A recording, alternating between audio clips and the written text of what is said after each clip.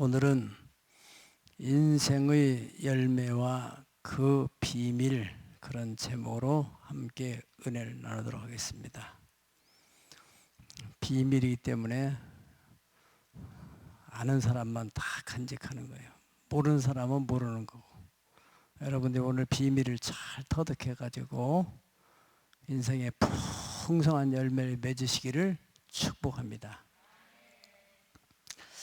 아침 저녁으로 날씨가 지금 쌀쌀해져 가고 있습니다.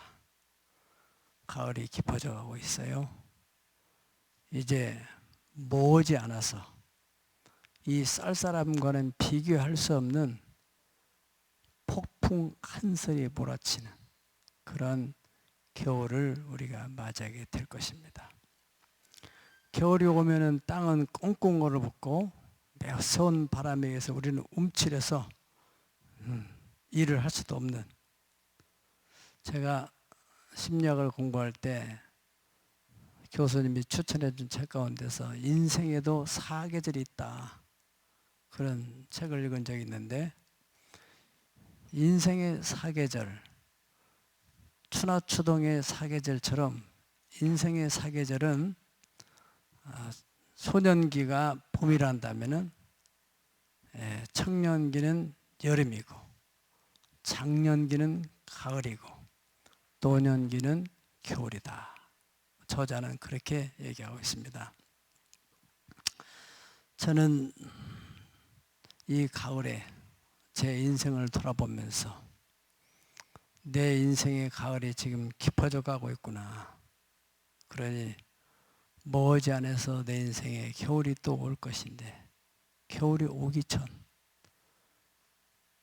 열심히 살아야 되겠다, 그런 마음의 다짐을 하게 됩니다. 이 가을에 윤동주 시인의 시 한 편을 여러분들에게 소개해 드리겠습니다. 내 인생의 가을이 오면 나는 나에게 물어볼 이야기들이 있습니다. 내 인생의 가을이 오면 나는 나에게 네 이웃을 사랑했느냐고 물을 것입니다. 그때 가벼운 마음으로 말할 수 있도록 나는 지금 많은 이들을 사랑해야겠습니다. 내 인생의 가을이 오면 나는 나에게 열심히 살았냐고 물을 것입니다. 그때 자신 있게 말할 수 있도록 지금 맞이하고 있는 하루하루에 최선을 다해야 하겠습니다. 시간 관계상 중략하고 마지막 부분에 이런 부분이 있습니다. 내 인생의 가을이 오면 나는 나에게 어떤 열매를 얼마나 맺었느냐고 물을 것입니다. 그때 자랑스럽게 대답하기 위해서 지금 나는 나의 밭에 좋은 생각의 씨를 뿌려 좋은 말과 좋은 행동의 열매를 부지런히 키워가겠습니다. 네, 감동적이죠? 저는 개인적으로 이 윤동주 시인을 너무 좋아하고, 그래서 저 중국에 있는 용정의 용정중학교 출신이거든요. 이분요. 거기 가니까 이번에 기념관이 있더라고요. 거기서 사진도 찍고 그런 기억이 있는데, 이분의 시를 보면은 이분이 확실한 기독교 신앙을 가지고 있고, 보통 신앙이 아니라 성경을 정통적으로 잘 이해하고 있다는 생각을 하게 됩니다. 지금 오늘 본문에도 제가 추측하게 되는 이 시는 오늘 본문에서 영감을 받은 것 같습니다. 특별히 마지막 부분에 좋은 생각의 씨를 뿌려서 좋은 말과 좋은 행동의 열매를 부지런히 키워가야겠습니다. 여러분, 이 글은 바로 오늘 본문의 말씀 가운데 43절부터 45절까지면은 못된 열매는 좋은 나무가 없고 좋은 열매 맺는 못된 나무가 없느니라, 나무는 각각 그 열매로 하나니 가시나무에서 무화과를 또는 무화과 찔레에서 포도를 따지 못하느니라 그랬습니다. 그리고 결론적으로 선한 사람은 그 마음에 쌓여진 선에서 선을 내고, 악한 사람은 마음에 쌓여진 그 악에서 악이 열매로 나오게 된다. 그렇게 예수님이 말씀하셨단 말이죠. 자, 여러분에게도 언젠가는 인생의 가을이 오게 될 것이고, 또 인생의 가을을 지금 맞이하고 있는 분도 계실 줄 압니다. 예수님은 못된 나무는 좋은 열매를 맺을 수가 없다. 좋은 나무 역시 못된 열매를 결코 맺을 수 없다. 그렇게 말씀하셨어요. 그렇다면 우리는 어떤 좋은 열매를 맺을 것인지, 저는 이 말씀을 깊이 묵상하고 기도하면서 생각해 봤습니다. 좋은 열매는 뭘까? 돈을 많이 버는 것일까? 어떤 명예를 얻는 것일까? 권력을 얻는 것일까? 뭘까? 하나님이 우리를 향해서 원하시는 좋은 열매는 무엇일까? 여러분, 우리가 하나님을 이해하려면은 우리가 우리 자녀를 생각해 보면 알 수 있어요. 또 부모를 생각해 보면 알 수 있어요. 부모가 우리에게 뭘 원하실까? 또 우리는 부모로서 우리 자녀에게 뭘 원하십니까? 자녀가 돈 많이 버는 거, 또 자녀가 크게 출세하는 거, 여러 가지 있겠지요.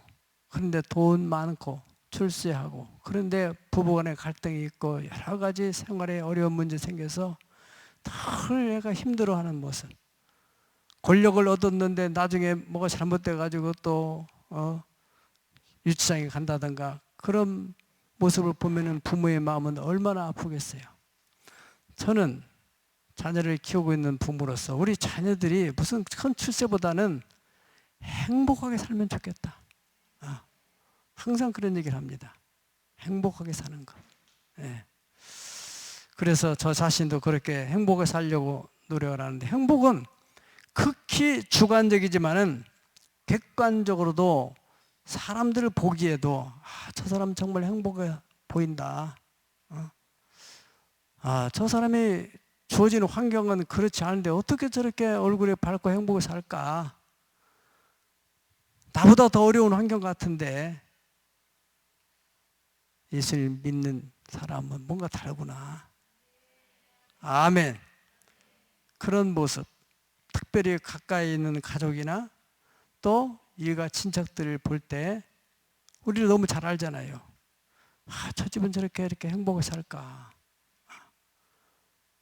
절대로 우연한 일은 아닐 거예요. 그래서 막 살았는데 그렇게 행복하게 사는 것이 아닐 거예요. 미국의 16대 에브라함 링컨 대통령은 40대 이후의 얼굴이나 그의 삶은 자기가 책임을 져야 된다. 물론 40대 이전에는 부모에 의해서 태어났고 그런 과정 속에서 자라지만은 이제 40대 이후에는 그가 40대 이전에 어떠한 마음을 가지고 살았느냐 하는 것이 그의 얼굴에 그대로 반영이 된다는 것입니다. 네. 여러분, 나도 예수님을 잘 믿으면서 저렇게 행복하게 사는 사람처럼 살고 싶다 하는 사람이 여러분의 주변에 있다면 여러분들은 정말 인생 성공자예요. 정말 행복한 열매를 맺은 사람입니다.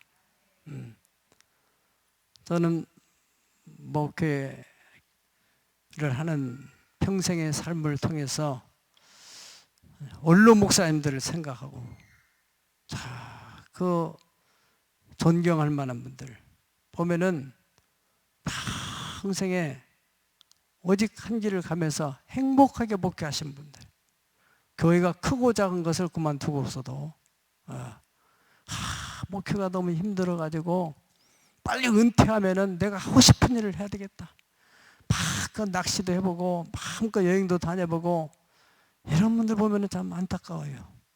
그런 분들 본받고 싶지 않아요.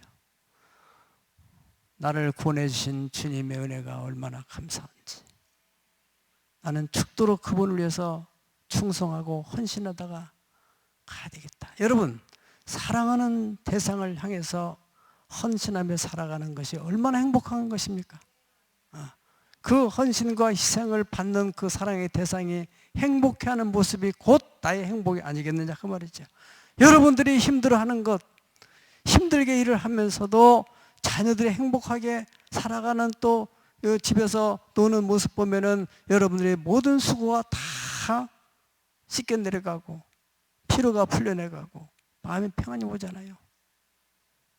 왜요? 사랑하기 때문에. 네. 그래서 인생의 좋은 열매를 맺으려면은 첫 번째로는 마음을 잘 관리해야 된답니다. 잠언서 4장 23절, 모든 지킬 만한 것 중에 더욱 네 마음을 지켜라. 생명의 근원이 이에서 남이니라. 마음을 지키라는 거예요. 생명의 근원이 돈이나 명예나 권력이 있지 않고 마음에 있다는 겁니다. 왜 마음을 지키려 했냐면 마음에 가득한 것이 언젠가는 입으로 나오게 되고 입으로 나온 것은 반드시 열매를 맺게 되기 때문에. 잠언 23장 4절에 보면 대저 그 마음이 어떠하면 그 위인도 그렇게 된다. 마음속에 부정적인 생각을 가득 차면 자기도 모르게 부정적인 말이 자꾸 입으로 나오고 그것이 열매를 맺어 얼굴에 삶에 자꾸 부정적인 일들이 생기게 되고, 마음이 긍정적인 생각으로 가득 찬 사람은 긍정적인 말을 하게 돼 있어요. 그리고 삶에 그런 열매가 맺히게 되고, 마음을 넓게 쓰면은 사람이 큰 인물이 될 수 있고, 마음이 너무 좁게 쓰고 그러다 보면은 소인배가 되는 것이고, 마음에 사랑과 감사한 마음이 있는 사람은 행복한 삶을 살게 되고, 마음속에 미움과 원망과 근심과 걱정과 불안과 두려움이 쌓이게 되면은 결국에는 불행한 사람이 되는 거예요. 때문에 우리가 어떤 것이 내 마음에 쌓이고 있는지를 내가 항상 점검해 봐야 돼요. 우리가 보고 듣고 느끼는 모든 것이 나도 모르는 중에 내 마음에 차곡차곡 쌓여가고 있는 것입니다. 코로나 바이러스로 인해서 두려워하는 사람들, 여러분 마음속에 그런 마음이 있다면 빨리 그 마음을 씻어내야 됩니다. 왜냐하면 욥기서 3장 25절에 보면 욥이 무시무시한 환난을 당했어요. 물론 하나님이 허락했어요, 마귀한테. 근데 마귀가 어떻게 욥을 넘어뜨릴까? 먼저 욥의 마음에 두려운 마음을 줬던 거예요. 이게 잘못되면 우리 자녀들, 잘못되면 내 재산 이거 어떻게 되나? 자꾸 그 두려운 마음이 일어나더니 실제로 그것이 현실로 드러나게 됐다는 거예요. 그래서 욥이 고백하기를 내가 마음에 두려워하는 것이 내게 임하고 내가 무서워하던 것이 내 몸에 미치게 됐다. 평온도 없고 안녕도 없고 고통만 있을 뿐이다. 때문에 여러분들이 자꾸 그 휴대폰에 뭐 지금 누가 확진자가 어디서 발생해서 지금 그 사람 역학 조사 중에 있고 그거 때문에 홈페이지를 좀 확인해 보고 자꾸 그런 얘기를 들으면은 언젠가는 나도 걸릴까? 우리가 서울대학교에서 평생 전염병만 가지고 연구한 학자, 박사님이 하는 얘기를 들어보니까 이분이 자기가 평생 연구한 그 경험에 의한다면은 지금 이 코로나 바이러스가 그렇게 사람의 생명에 치명적이지 않다는 거예요. 실제로 데이터상에도 2018년도, 19년도, 20년도 우리나라 사망자 수를 확인해 본 결과 10월 달까지 통계를 보니까 거의 대동소이하다는 거예요. 올해 1월부터 얼마나 코로나 때문에 우리가 막 걸릴까 봐 두려움 가운데 있었는데 실제로 사망자 수는 그게 나타나. 오히려 이 경제가 어려워가지고 힘들어서 자살하는 사람들이 많이 있다는 것입니다. 병으로 죽은 게 아니고. 그리고 50대 이 전의 사람들은 그렇게 큰 위험적인 게 아니고 죽은 사람들 같은 경우는 기저질환이 있었던 사람들.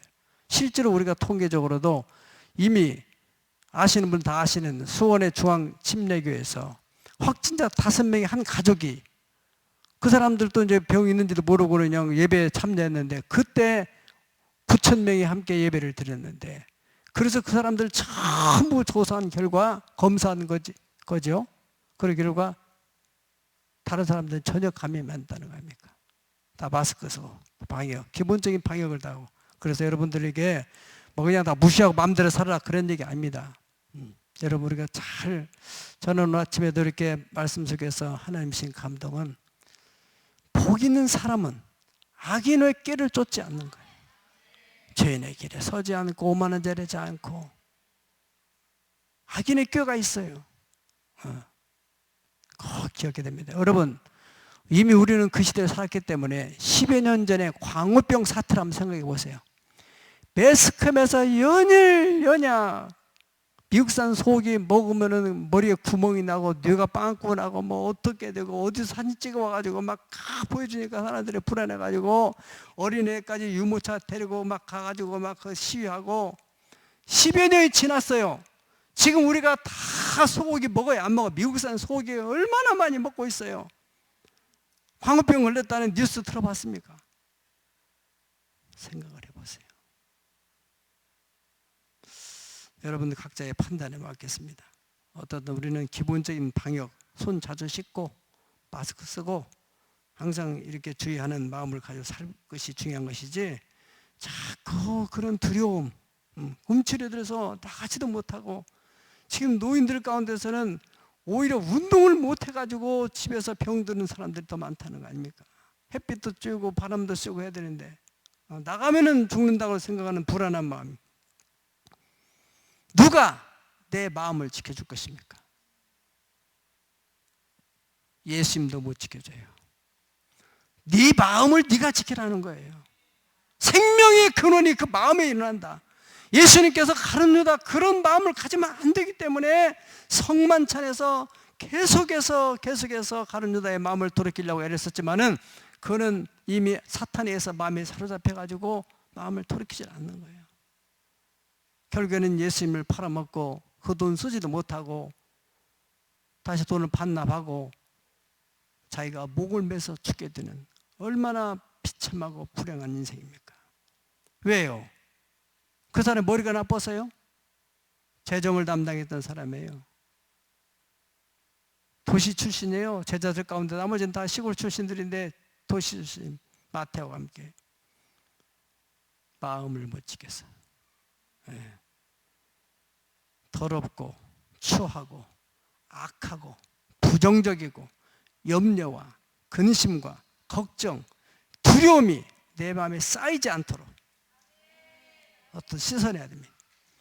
이스라엘 백성들이 애굽에서 나와서 광야를 지나서 가나안 땅에 들어가는데 그들이 어떻게 해서 하나님이 약속의 땅으로 보내주겠다고 하셨는데 왜 광야에서 다 죽고 여호수아 갈렙 그리고 광야에서 태어난 제 2세만 가나안 땅에 들어갔다고 성경에 기록됐어요. 왜 그런 일이 벌어졌죠? 민수기 13장 마지막 32절 14장 4절 3절까지 우리 다 같이 한번 보시겠습니다. 민수기 13장 32절부터 14장 3절까지 시작. 이스라엘 자손 앞에서 그 정탐한 땅을 악평하여 이르되 우리가 두루 다니며 정탐한 땅은 그 거주민을 삼키는 땅이요 거기서 본 모든 백성은 신장이 장대한 자들이며 거기서 네피림 후손인 아낙 자손의 거인들을 보았나니 우리는 스스로 보기에도 메뚜기와 같으니 그들이 보기에도 그와 같았을 것이니라. 온 회중이 소리를 높여 부르짖으며 백성이 밤새도록 통곡하였더라.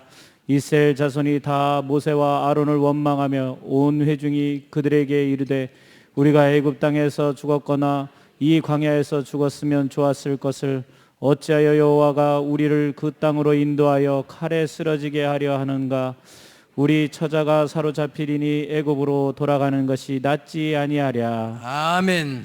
자, 여러분 이 이야기가 지금 우리가 감정 없이 그냥 읽어서 그렇지 그 상황을 가만히 염두에 두고 그리고 하나님이 그 소리를 들으실 때 얼마나 기가 막혔겠어요.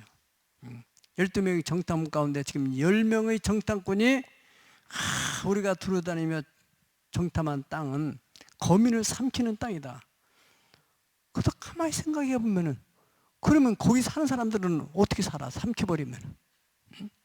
그렇잖아요. 생각을 다 해보면 우리가 이해가 되는 거예요. 분별할 수가 있어요. 냉정해야 돼요. 그래서 그 선동여에서 밤새도록 통곡하면서 우리는 왜 나와서 이러느냐. 애국으로 돌아가자. 차라리 안 나왔으면 좋을 뻔했다. 그걸 다 들으신 하나님이 너희 말이 내 귀에 들린 대로 내가 실행했다. 죽고 싶냐? 그래 죽여줄게. 그래서 다 죽게 되고 그들을 죽은 것으로 끝나지 않고 너희 자손들은 너희들의 죄를 짊어지고 너희들이 죽을 때까지 너희 자신은 광야에서 40년을 방황하게 된다. 교훈으로 삼아야 돼요. 왜 입술의 말을 잘 관리해야 되느냐? 마음을 관리해야 되느냐? 이 마음에 있는 것이 입으로 나오기 때문에 일단이야.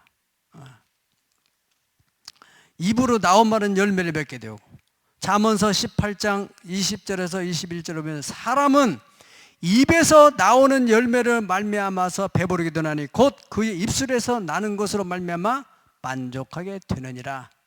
죽고 사는 것이 혀의 힘에 달려있나니 혀를 쓰기 좋아하는 자는 혀의 열매를 먹으리라. 아멘. 네, 말. 네. 이 혀를 잘 써야 된다는 거예요. 입술의 열매로 말미암아 배부르게 된다. 얼마나 귀한 말씀입니까? 잠언서 18장 6절로 7절을 보면은 미련자는 자의 입술은 다툼을 일으키고 그의 입은 매를 차청하느니라. 별것도 아닌데 말을 잘못해가지고 막 사람 다툼을 일으킨다 이거예요. 네. 참 여러분 별것도 아닌 저도 어제 토요일 날 차를 좀 고치러 갔다가 그 별것도 아닌 이 사람이 막 성질을 내면서 막 그러더라고요. 그래서 아유 사장님 왜 그러시냐고 그랬더니 뭐 어쩌고 그래요. 그래서 아유 내가 뭘 잘못했길래 이 사람이 그러나. 근데 어떻든 내가 이제 잘 추스르고 이제 나왔는데 한 2시간 동안 막 내 마음속에서 막 너무 힘든 거예요. 아니 내가 지금 이 사람은 떠나갔는데 나 혼자 지금 왜 이러고 뭐 하고 있는 거야 내가 지금. 계속해서 그 사람이 내 마음속에 심어놓은 나쁜 생각 말을 갖다가 막 씻겨내라고 2시간이 걸리더라고요. 여러분 마음속에 있는 나쁜 것들이 들어왔다면 빨리 씻어내야 돼요. 입으로 나와요. 미련한 자의 입은 그의 멸망이 되고 그 입술은 그 영혼의 그물이 된다 그랬어요. 그 말을 해도 그 미련스럽게 하고 남에게 상처가 되고 남에게 기분 나쁘게 만드는 말을 하는 사람이 있어요. 미련한 사람이야. 주는 것 없이 왜 그래? 그렇죠? 같은 말이면 좋은 말로 얼마든지 사람 움직일 수가 있는 건데. 에베소 4장 29절은 말씀합니다. 무릇 더러운 말은 너희 밖에도 대지 말고 오직 덕을 세우는데 소용되는 대로 선한 말을 해서 듣는 자에게 은혜가 되게 해라. 특별히 우리 크리스찬들에게 하시는 귀한 말씀입니다. 예수님께서 너희는 듣는 자에게 어렸을 때부터 아이들도 좋은 말하는 습관을 가르쳐줘야 돼요. 별것도 아닌 데 가서 어른들한테 말 함부로 하고 막 그 친구들끼리 막 함부로 얘기하고 상처를 주고 왕따 당하고 그럴 필요가 없잖아요. 네. 어떻든 간에 하나님께서는 우리의 마음에 가득한 것이 입으로 나온다. 그래서 이 원리를 알았기 때문에 하나님 마음에 합한 사람이라고 칭찬을 받았던 다윗은 시편 141편 3절 다 같이 시작. 여호와여 내 입에 파수꾼을 세우시고 내 입술에 문을 지키소서. 아멘. 이 마음에 가득한 것이 입으로 막 나가려고 하니까 입술을 좀 지켜주세요. 파수꾼을 세워서 나오지 말도록. 왜요? 나오기만 하면 그것이 열매가 되니까. 얼마나 지혜롭고 영적인 기도입니까, 여러분. 세 번째입니다. 입으로 나온 것은 열매가 된다는 비밀입니다. 이사야서 57장 19절에 보면은 입술의 열매를 창조하는 여호와가 말하노라 그랬습니다. 하나님의 창조의 원리예요. 예. 입술에 말이 딱 떨어지면 그것은 열매가 맺혀지게 된다는 거예요. 우리 조상들은 성경을 모르고 있었는데도 아마 경험을 통해서 알았던 것 같아요. 말을 함부로 하게 되면 이놈 자식아 말이 씨가 된다, 씨가 돼. 그렇게 말하지 말아라. 얼마나 많이 책망을 듣고 살았습니까, 우리가. 하나님은 열매를 맺게 된다. 야고보 3장 6절에 혀는 곧 불이요 불의의 세계라. 혀는 우리 지중에서 온몸을 더럽히고 삶의 바퀴를 불살하니 그 사르는 것이 지옥불에서 나느니라 그랬습니다. 삶의 바퀴를 불사른다는 거예요. 혀는 아주 작은 지체인데도 이것을 부정적으로 사용하게 되면은 생의 바퀴를 불살러가지고, 나는 나름대로 열심히 하는데 왜 진보가 안 나타날까? 내 삶의 바퀴가 불태워졌는지 몰라요. 우리가 한번 가만히 생각해 봐야 돼요. 대중가수들이 노래하는 그 노래 가사를 읽으면요, 어느 분이 연구한 바에 하면은 이별을 노래한 사람들은 다 이혼을 한대요.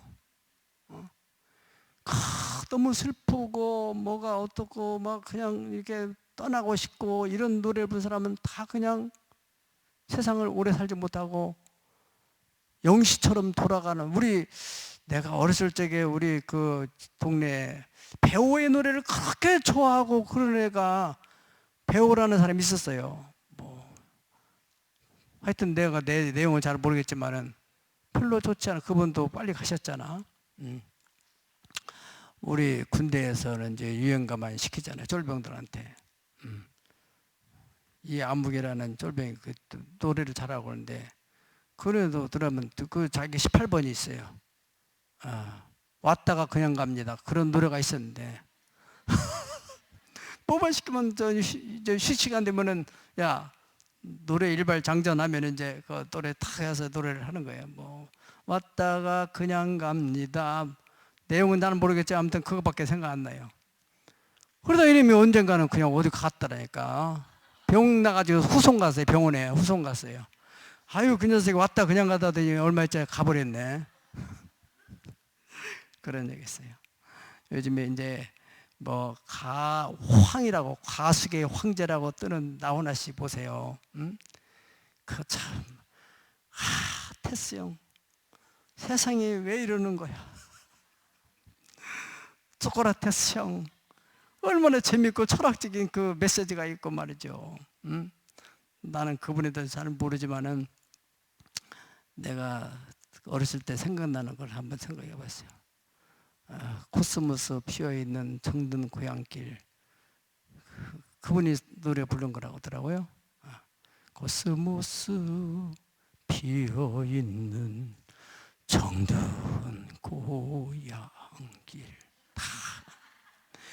이쁜이 꽃분이 모두 나와 반겨주겠지.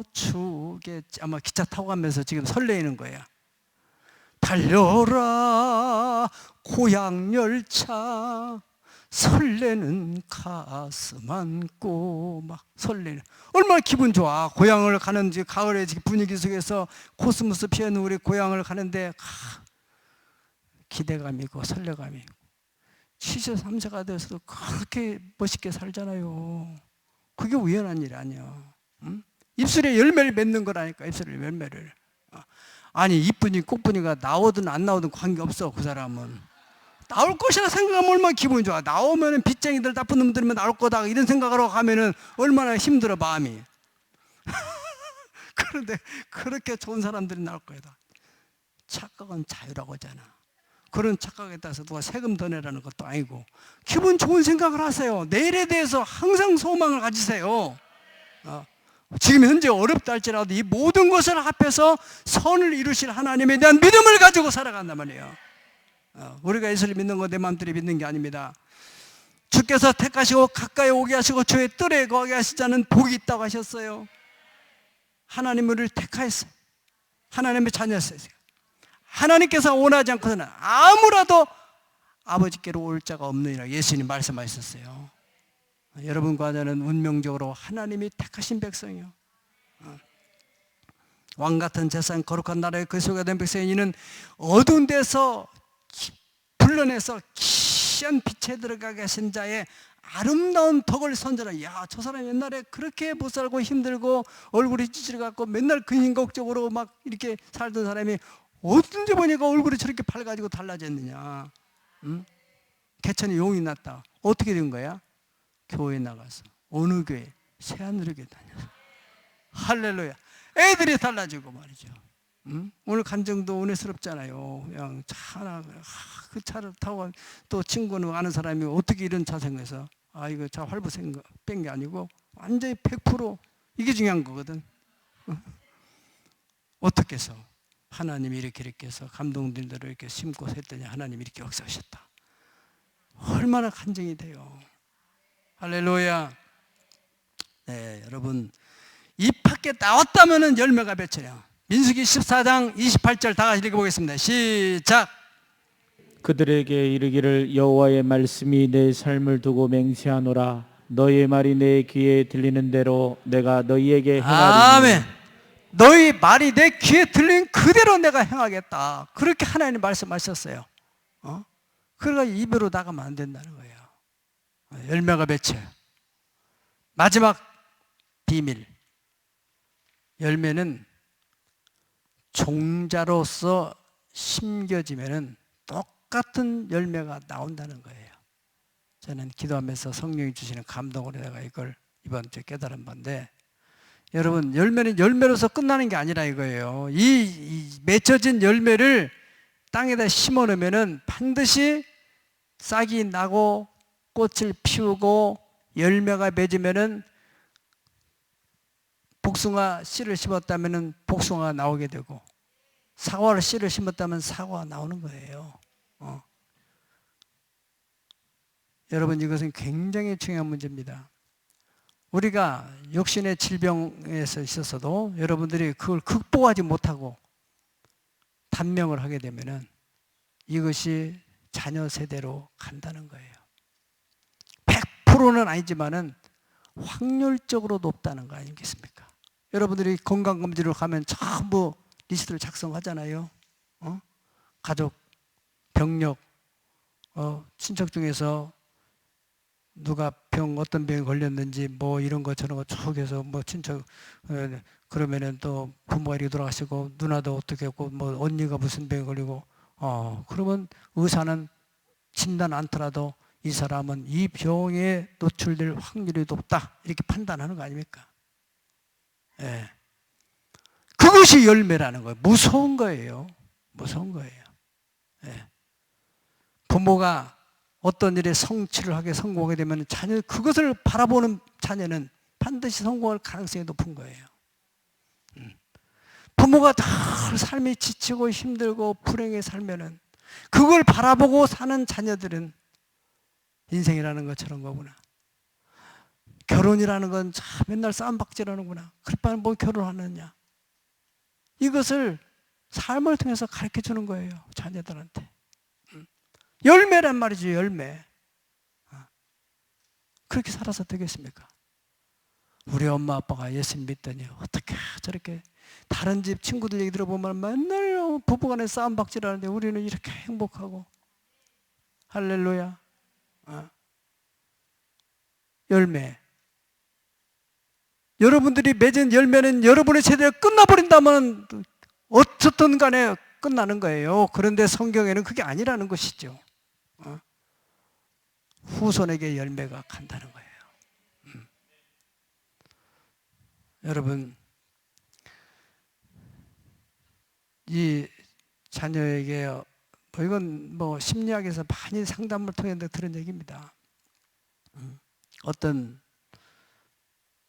분이 정태기 박사님한테 상담을 하러 왔는데 이분은 아주 인격이 훌륭한 분이에요.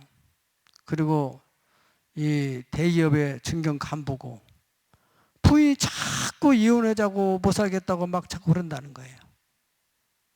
왜 그런지 이해할 수 없다. 그래서 상담을 해서.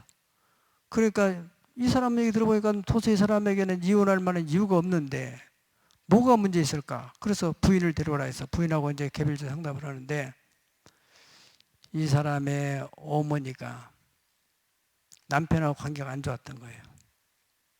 그래가지고 딸한테 항상 하는 얘기가 얘야, 남자들은 전부 도둑놈이다.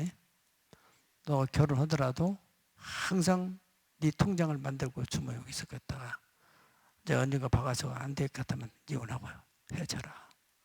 이거를 자꾸 심어놓은 거예요. 그래서 그 상담해보니까 그게 나온 거예요. 그래서 언젠가는 자기 남편이 자기를 배신할 거라고는 그런 생각을 가지고 살다 보니까 힘든 거예요. 저는 도둑놈이지. 남자는 다 도둑놈이라 했으니까. 그래서 이혼할 준비를 늘 마음에 하고 남편이 해도 안 하고 맨날 자랑해주만 하니까 자기가 먼저 꺼내가지고 이혼하자, 자꾸 이혼하자 막 귀찮게 하는 거예요. 어떤 열매입니까? 부모가 심어놓은 그 열매가 자녀에게 전수를 하는 거 아니겠어요?